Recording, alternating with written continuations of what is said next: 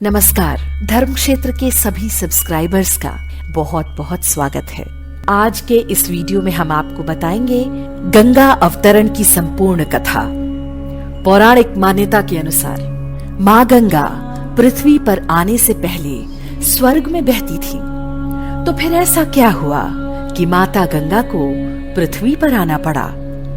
इक्ष्वाकु वंश में सगर नाम के एक महान प्रतापी राजा हुए। सगर की 2 पत्नियां थीं। एक का नाम केशिनी और दूसरी का नाम सुमति था। ये दोनों विदर्भ राज कश्यप की पुत्रियां थीं। एक समय राजा सगर की दोनों पत्नियों द्वारा प्रार्थना करने पर भृगुवंशी और त्रिकालदर्शी और वो मुनि ने उन्हें पुत्र प्राप्ति का वर दिया। उन्होंने क्षण भर ध्यान में स्थित होकर केशिनी और सुमति से कहा, तुम दोनों में से एक रानी तो एक ही पुत्र प्राप्त करेगी, किंतु वो वंश को चलाने वाला होगा, परंतु दूसरी केवल संतान इच्छा पूर्ति के लिए 60,000 पुत्रों को जन्म देगी। तुम लोग अपनी इच्छा अनुसार इनमें से एक एक वर मांग लो। और वो मुनि का ये वचन सुनकर केशिनी ने वंश परंपरा चलाने के लिए एक ही पुत्र का वरदान मांगा तथा रानी सुमति के 60,000 पुत्र उत्पन्न हुए। केशिनी के पुत्र का नाम असमंजस था। असमंजस बुरी प्रवृत्ति और दुष्ट स्वभाव का था। उसकी देखा देखी सगर के सभी पुत्र बुरे आचरण करने लगे। ये देखकर बाहुपुत्र सगर बहुत दुखी हुए। कुछ समय के बाद असमंजस के अंशुमान नामक पुत्र उत्पन्न हुआ, जो बड़ा धर्मात्मा, गुणवान और शास्त्रों का ज्ञाता था। वो सदा अपने पितामह सगर की सेवा में संलग्न रहता था। उधर सगर के सभी दुराचारी पुत्र संसार में उपद्रव करने लगे। वे धार्मिक अनुष्ठान करने वाले लोगों के काम में सदा विघ्न डाला करते थे। वो दुष्ट राजकुमार सदा मद्यपान करते थे। उन्होंने साधु पुरुषों की जीविका छीन ली और सदाचार का नाश कर डाला।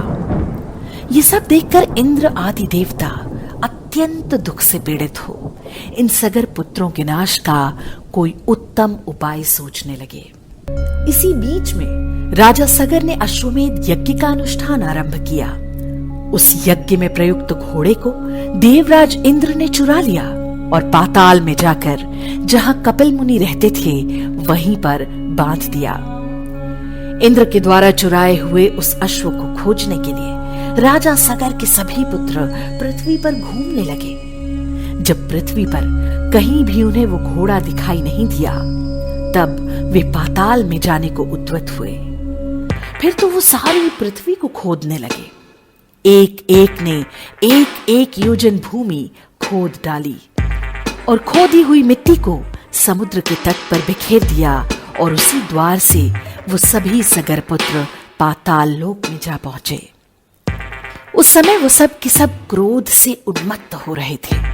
पाताल में पहुंचकर उन्होंने सब और अश्व को ढूंढना आरंभ किया। खोजते खोजते वहां उन्हें ध्यान मग्न परम तेजस्वी भगवान कपिल के दर्शन हुए और उनके पास ही घोड़ा भी दिखाई दिया। फिर तो वो अत्यंत क्रोध में भर गए और बिना विचारे ही कपिल मुनि को मार डालने के उद्देश्य से दौड़े। उस समय आपस में एक दूसरे से वे इस प्रकार कह रहे थे, इसे मार डालो, बांध लो, पकड़ो। देखो, घोड़ा चुराकर यहां साधु रूप में बगुले की तरह ध्यान लगाकर बैठा है। इस तरह की बातें करते हुए वे अनेक प्रकार से कपिल मुनि का अपमान करने लगे। उस समय भगवान कपिल अपनी इंद्रियों और बुद्धि को आत्मा में स्थिर करके ध्यान में तत्पर थे। इसलिए उन्हें सगर पुत्रों की करतूत का कुछ भी पता नहीं चला। सगर पुत्रों की मृत्यु निकट थी, इसलिए उन लोगों की बुद्धि मारी गई थी। वे मुनि को लातों से मारने लगे। कुछ ने उनकी बाहें पकड़ ली।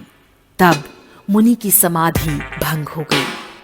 उन्होंने विस्मित होकर पाताल लोक में उपद्रव करने वाले सगर पुत्रों को लक्ष्य करके गंभीर भाव से कहा, जो ऐश्वर्य के मद से उन्मत्त हैं, जो भूख से पीड़ित हैं, जो कामी हैं तथा जो अहंकार में मूढ़ हो रहे हैं, ऐसे मनुष्यों को विवेक नहीं होता। यदि दुष्ट मनुष्य सज्जनों को सताते हैं तो इसमें आश्चर्य क्या है? नदी का वेग किनारे पर उगे हुए वृक्षों को भी गिरा देता है। जहां धन है, जवानी है तथा पराई स्त्री भी है, वहां सब अंधे और मूर्ख बने रहते हैं। दुष्ट के पास लक्ष्मी हो तो वो लोक का विनाश करने वाली ही होती है। जैसे वायु अग्नि की ज्वाला को बढ़ाने में सहायक होता है और जैसे दूध सांप के विष को बढ़ाता है, उसी प्रकार दुष्ट की लक्ष्मी उसकी दुष्टता को बढ़ा देती है। ऐसा कहकर कपिल मुनि ने अपने नेत्रों में अग्नि प्रकट की। उस आग ने समस्त सगर पुत्रों को क्षण भर में ही जलाकर भस्म कर डाला। उस भीषण अग्नि से संतप्त होकर नाग, राक्षस और अन्य जीवों ने शीघ्रता से समुद्र में प्रवेश करके अपने प्राणों की रक्षा की। तत्पश्चात एक देवदूत ने राजा सगर के यज्ञ में आकर उन्हें इस घटना की जानकारी दी। राजा सगर सब शास्त्रों के ज्ञाता थे। ये सब वृतांत सुनकर उन्होंने प्रसन्नता पूर्वक कहा, उनके कर्मों ने ही उन दुष्टों को दंड दे दिया। माता, पिता, भाई, पुत्र जो भी पाप करता है वही शत्रु माना गया है।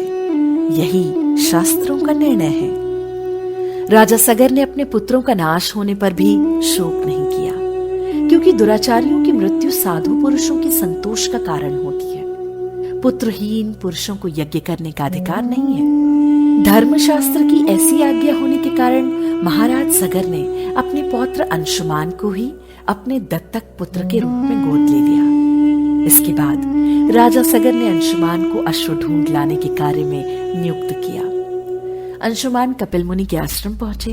उन्होंने साष्टांग प्रणाम किया, फिर दोनों हाथ जोड़कर बोले, ब्राह्मण, मेरे पिता के भाइयों ने यहाँ आकर जो दुष्टता की है उसे आप क्षमा करें, क्योंकि साधु पुरुष सदा दूसरों के उपकार में लगे रहते हैं और क्षमा ही उनका बल है। संत महात्मा दुष्ट जीवों पर भी दया करते हैं। चंदन को काटा जाए या घिसा जाए, वो अपनी सुगंध से सबको सुवासित ही करता है।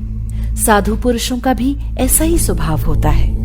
हे पुरुषोत्तम, आपके गुणों को जानने वाले मुनिगण ऐसा मानते हैं कि आप क्षमा, तपस्या और धर्माचरण द्वारा समस्त लोगों को शिक्षा देने के लिए इस भूतल पर अवतरित हुए हैं। आपको नमस्कार है।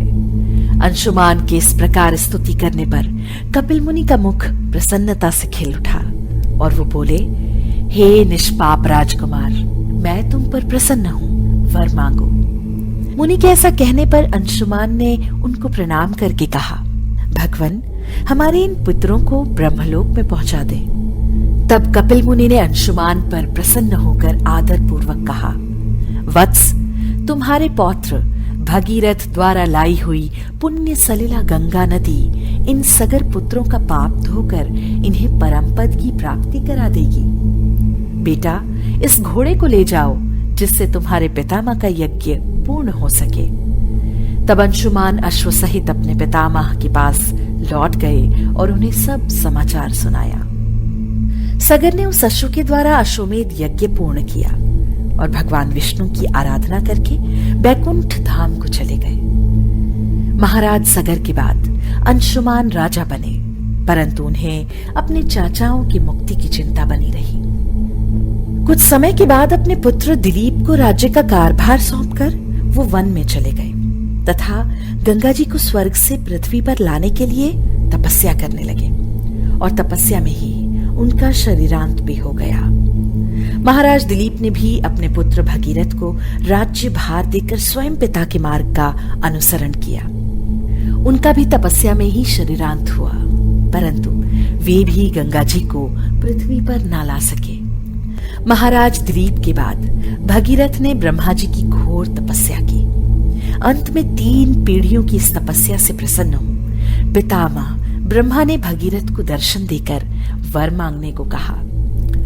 भगीरथ ने कहा, हे पितामह, मेरे 60,000 पूर्वज कपिल मुनि के शाप से भस्म हो गए हैं। उनकी मुक्ति के लिए आप गंगा जी को पृथ्वी पर भेजने की कृपा करें। ब्रह्मा जी ने कहा, मैं गंगा को पृथ्वी लोक पर भेज तो अवश्य दूंगा, पर उनके वेग को कौन रोकेगा।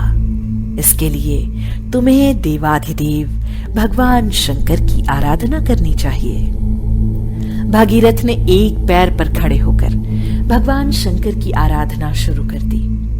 उनकी तपस्या से प्रसन्न होकर भगवान शिव ने गंगा जी को अपनी जटाओं में रोक लिया और एक छोटी धारा को पृथ्वी की ओर छोड़ दिया। मार्ग में जहनु ऋषि का आश्रम पड़ा। गंगा जी उनके कमंडलू, दंड आदि बहाते हुए जाने लगी। ये देखकर जहनु ऋषि ने उन्हें पी लिया। कुछ दूर जाने पर भागीरथ ने पीछे मुड़कर देखा तो गंगा जी को ना देख वे ऋषि के आश्रम पर जाकर उनकी वंदना करने लगे। प्रसन्न हो ऋषि ने अपनी पुत्री बनाकर गंगा जी को दाहिने कान से निकाल दिया। इसलिए देवी गंगा जाह्नवी नाम से भी जानी जाती हैं। भागीरथ की तपस्या से अवतरित होने के कारण उन्हें भागीरथी भी कहा जाता है। इसके बाद भगवती गंगा मार्ग को शस्य श्यामल करते हुए कपिल मुनि के आश्रम में पहुंची, जहां भागीरथ के 60,000 पूर्वज भस्म की ढेरी बने पड़े थे। भागीरथ ने पवित्र गंगा जल से अपने पूर्वजों का उद्धार किया और वो सभी गंगा जल के स्पर्श मात्र से दिव्य लोकों में चले गए। जिस दिन गंगा का पृथ्वी पर अवतरण हुआ उस दिन ज्येष्ठ महीने के शुक्ल पक्ष की दशमी तिथि थी, जिसे आज भी प्रत्येक वर्ष गंगा दशहरा के नाम से मनाया जाता है।